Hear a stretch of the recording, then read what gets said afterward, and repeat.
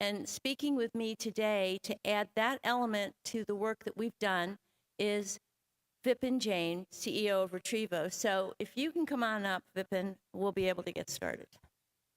Thank you, Trisha. Good morning. Come on, you all had coffee. There is plenty outside. Good morning. Thank you. I'm Vipin Jain, founder and CEO of Retrevo, which is a Silicon Valley startup.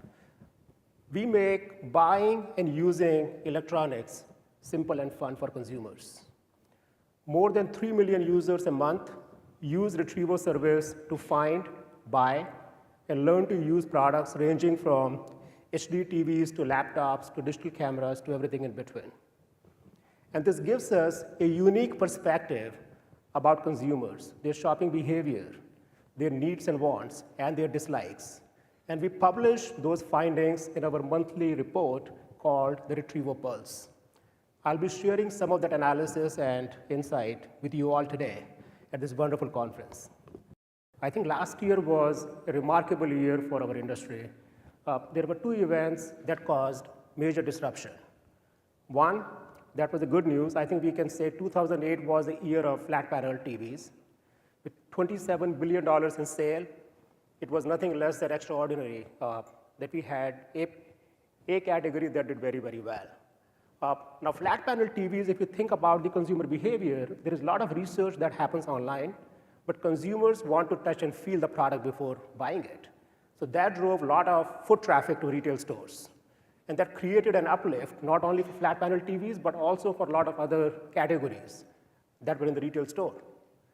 The second event that was equally important last year, not pleasant, was liquidation of a lot of well-known retail brands. Sharper Image, Twitter, not Twitter, Twitter, and Circuit City. That created a lot of excess inventory that had to be cleared. And that depressed prices and brought a lot of discount to the prices. Drove a lot of foot traffic, but it hurt the margins really bad.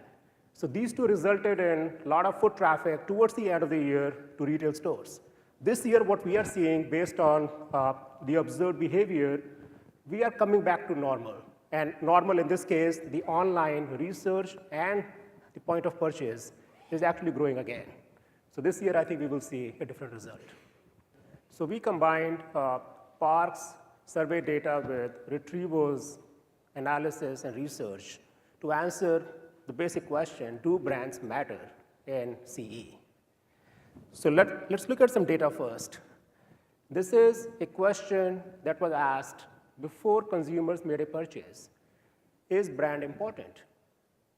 And brand was one of the top 3 considerations for consumers, other 2 being price and features. And as you can see on the left, certain categories, obviously brand is considered a lot more for laptops, for flat panel TVs, versus the categories to the right. DIY security, wireless routers. Brand consideration is not that high on the consumer's mind. So this was before consumers made a purchase. Brand was important. What is remarkable is when these consumers were asked the question after the purchase, if they had a specific brand in mind when they made the purchase, for almost half of the categories, more than 50% consumers did not have a brand in mind. Quite remarkable. So consumers were open to picking different brands. What's even more remarkable is consumers who had a brand in mind, almost 40% of those consumers picked a different brand at the point of purchase. So you combine these two, where consumers said the brand was important, but when they went to shop, they either did not have a preference or they picked a different brand. We looked at one more dimension, and that was a brand satisfaction. We said, okay, if brand is important, why is brand important in the minds of consumers? This is brand satisfaction. People who own certain brands, what is their satisfaction level? We found 80% people had a positive bias. 56% people had a positive bias because they had a positive experience with the brand. and 24% because they thought that brand represented good value. This is what they said about brand satisfaction, that they were generally satisfied. They had a positive bias. But we don't always do what we say we would. When we actually silently observed the shopping behavior of thousands and thousands of shoppers, full 76% of consumers selected products to purchase without any explicit brand preference. 34% of people selected products based on good values. That is, products represented good values in their category.